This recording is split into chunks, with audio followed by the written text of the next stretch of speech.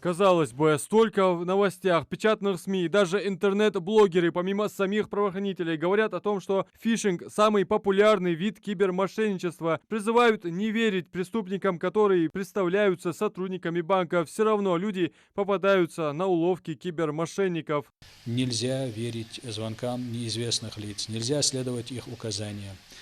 Запомните, что сотрудники правоохранительных органов, работники банков не будут вам звонить, не будут сообщать о том, что с вашим счетом что-то происходит и запрашивать у вас какие-либо персональные данные, в том числе банковские реквизиты.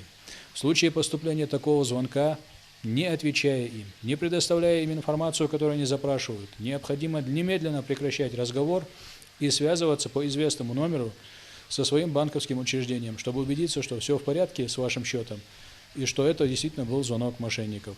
При этом постоянно появляются новые способы кибермошенничества. К примеру, через соцсети преступники предлагают купить тот или иной товар по выгодной цене. Жертвами такой аферы, как констатируют в МВД Ингушетии, становится в основном старшее поколение. К сожалению, наиболее распространенными являются, как уже было сказано, обман покупателей и обман продавцов.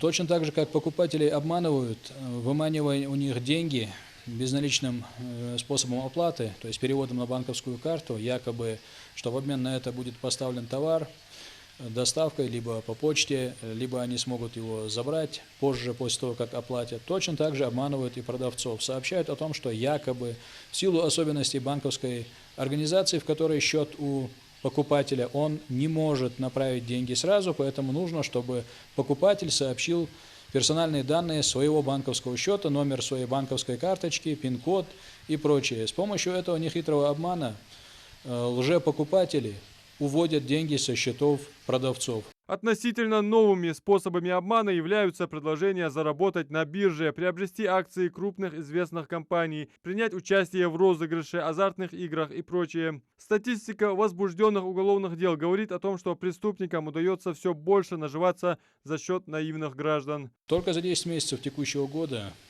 по преступлениям, связанным с кибермошенничеством, с различными его видами, возбуждено 295 уголовных дел.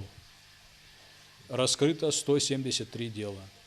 То есть, если сравнивать с аналогичным периодом прошлого года, наблюдается рост и значительный рост числа таких преступлений, но в то же время наблюдается и соответствующий ему рост раскрываемости этих преступлений.